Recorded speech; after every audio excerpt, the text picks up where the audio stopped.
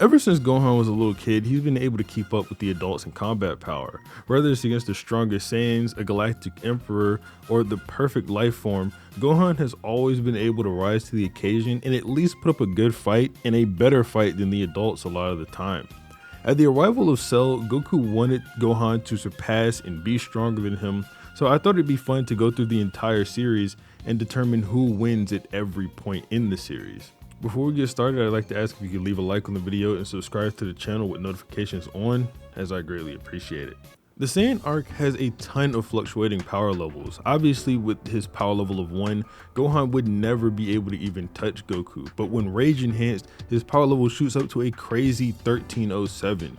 With a level this high, it's likely the headbutt that weakened Raditz so much he couldn't shake off a beaten down Goku would just ram right through Goku's chest and recreate what Goku did to King Piccolo if Gohan was to aim this at his father. Over the next year, Goku and Gohan would both go through great training arcs, with Goku having the superior teacher and training methods, putting him leagues above what Gohan could realistically be at. Even Goku's resting power level of 5,000 is far beyond the 2,800 Gohan was clocked at when enraged and using his Masenko attack. Some might point to the fact that another enraged Gohan was able to send Nappa flying with a simple kick, but I think this is just an example of Nappa not being at his best and getting hit off guard. Not in the sense that he's lowering his defenses purposely, but instead he's simply not expecting a counterattack from Gohan and isn't putting his all into the attacks.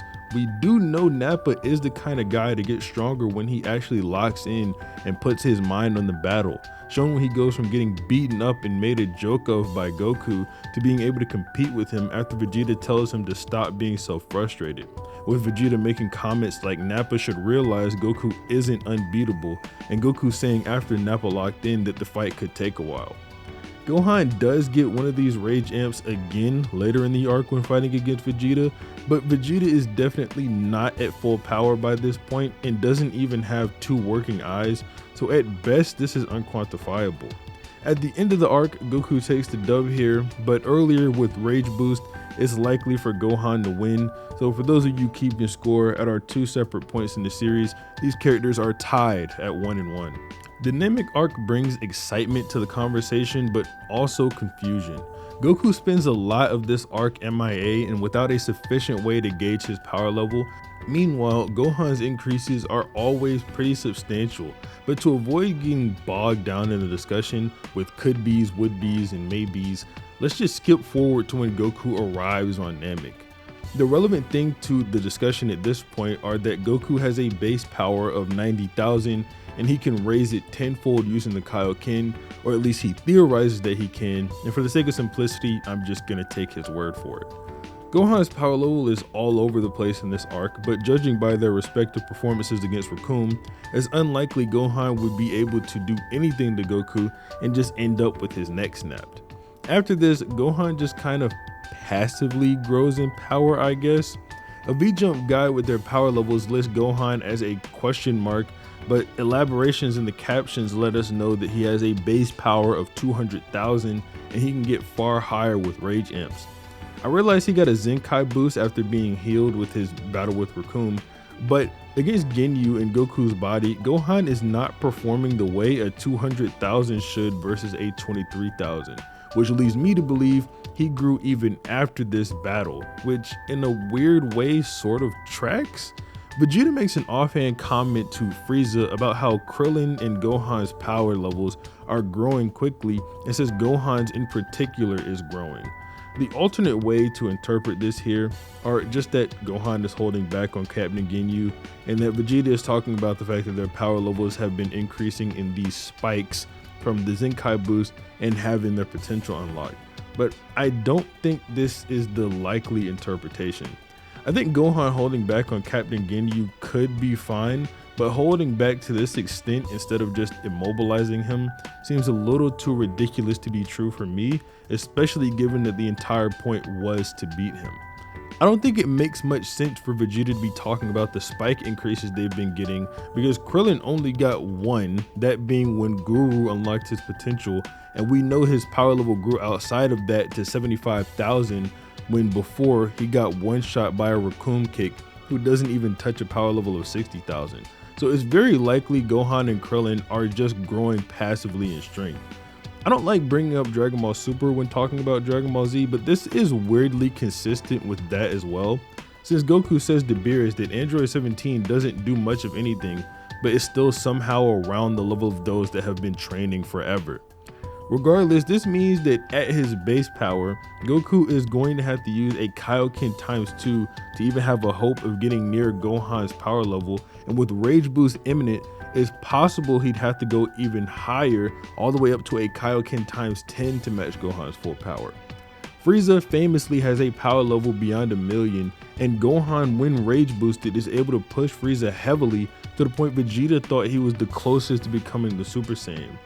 Although this assault doesn't do heavy damage to Frieza, he is visibly bruised from it and did claim that it hurt him. So I don't think I'd claim Gohan is stronger than Frieza's 1,000,000 power level, but he's certainly close to it. So Goku is going to need a Kaioken times 10 to also approach where Gohan could get, but as for Gohan's base power, a Kaioken times 3 would pretty easily wipe him off the map. The power debate gets kind of unfair from here on out. Once Goku comes back from healing, he's got a power level of 3,000,000, and Gohan never even begins to scratch that. The anime continuity briefly has Gohan come back to fight Final Form Frieza when it seems like Goku is dead in what I consider to be the most abysmal filler of the franchise. Filler already wastes time, and this is filler about Gohan wasting time. It really sucks to see, especially on the 100th episode of DBZ. But despite this, Gohan doesn't do anything meaningful to Frieza here. The best you get out of this is Frieza having a shocked or scared look on his face when Gohan is coming at him, but that really doesn't matter. The assault that follows does no meaningful or visible damage. Then Goku with a 50 times boost to his power would obviously blow Gohan out of the water even harder in his Super Saiyan form, so that's another Goku W. For the ones keeping score, they were 1-1 going into Namek, and leaving Namek they are 4-1 or 3-2 if you count Gohan's Rage Boost against Frieza to be higher than Goku's Kaioken times 2 as a win for Gohan, but for the sake of this video, they are 4-1. Heading into the Android saga, things don't get different for a while. Goku is far and away above all the other Z fighters after returning from Namek, and even the 3-year time skip where everyone trained didn't help Gohan catch up to Goku and where he had eventually gotten. Gohan wasn't even stronger than Piccolo by the point of the androids returning, and Piccolo is not stronger than Goku or Vegeta, although he probably is close in power. Things take a turn for the better for Gohan when it comes to the hyperbolic time chamber. After spending a year with the two goals of surpassing the Super Saiyan wall and making Gohan stronger than him, Goku achieves both these goals, with Gohan hinting even before Goku called him out to fight Cell that he was stronger than his dad was. Thinking that Goku clearly didn't use half of his power when he claimed to in Korin Tower, and Gohan wondering why everyone was so impressed at Goku's full power, and even himself thinking that both Goku and Cell were holding back when that simply wasn't true, at least on Goku's part. Gohan is far stronger than Goku in just his Super Saiyan form, and Super Saiyan 2 makes it a completely unfair fight. To quickly wrap up this section, for the ones keeping score, they were 4-1 heading into this arc, and they are 6-3 going out of it, with Gohan winning both before and after his Super Saiyan 2 ascendance, and Goku taking the Mecha Frieza and 3-year time skip sections.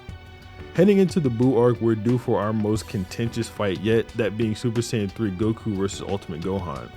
And I say that because for the beginning of this arc, it's clear Goku is stronger than Gohan, so there's no real point in lingering over it. And the answer to who wins here, unlike the past answers, differ from continuity to continuity.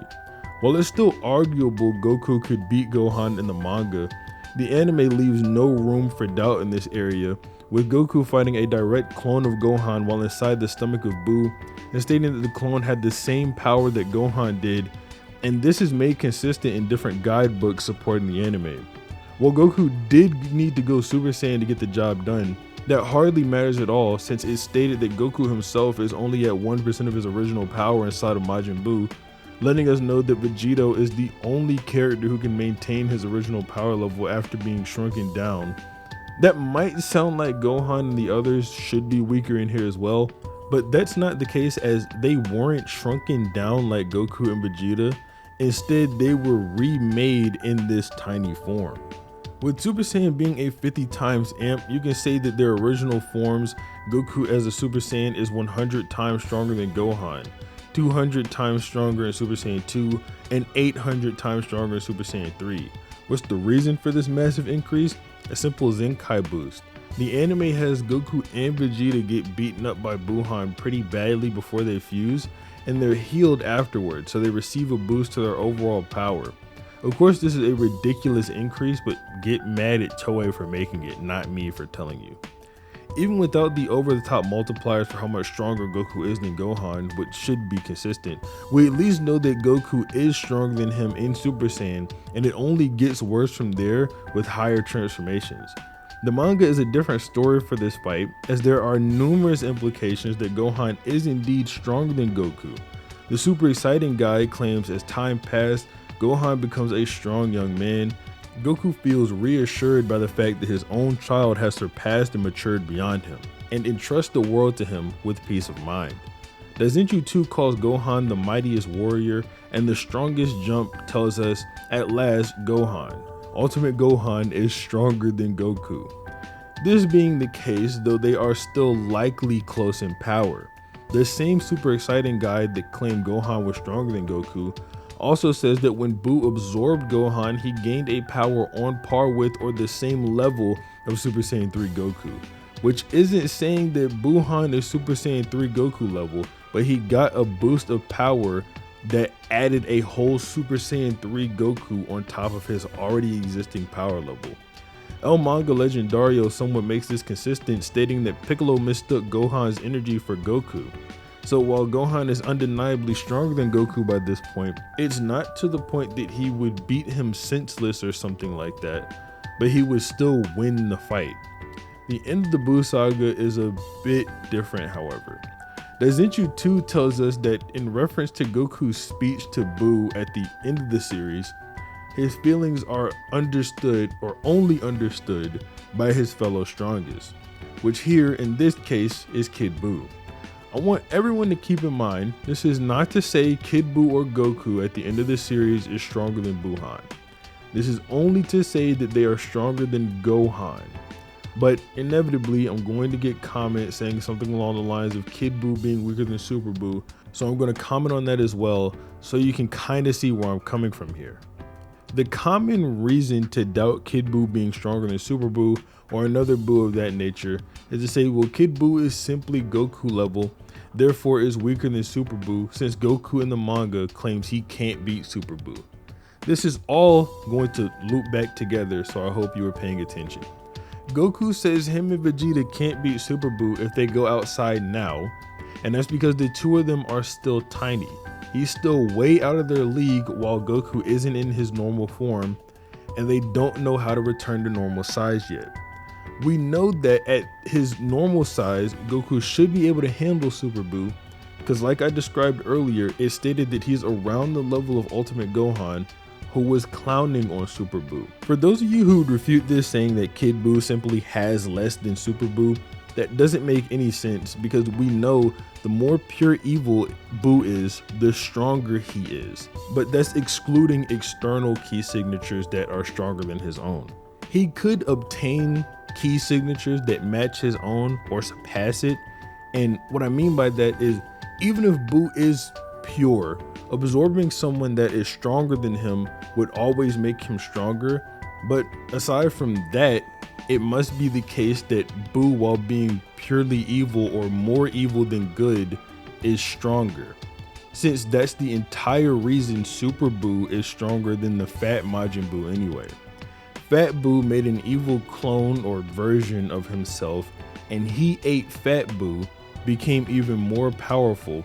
So Super Buu is made up of the same thing Fat Buu is made up of, but since the evil takes priority, he gets stronger. That being said, Supreme Kai tells us that due to the absorptions, Buu gained a heart and was reduced in power. This means that he was reduced in power not only from the Fat Kai that he absorbed, but also from South Kaioshin as well, since Supreme Kai says absorptions plural weakened him and not just one absorption. That being the case, Goku tells us that the buff Buu form is actually stronger than Super Buu, asking Vegeta why his ki is getting bigger following the transformation, and then he reverts to Kid Buu. So it's pretty clear, and if you want a simplified version, Kid Buu is stronger than Buff Buu, who is stronger than Super Buu. That was a long-winded explanation, but I know I needed to do that because Goku versus Gohan at this point, like I said earlier, is definitely most contentious out of all these other points I've gone over. For the ones keeping score, these two leave the Buu saga at 9 and 3. If you include the anime, or 8 and 3 if you just talk about the manga. Now let's move on to Dragon Ball Super.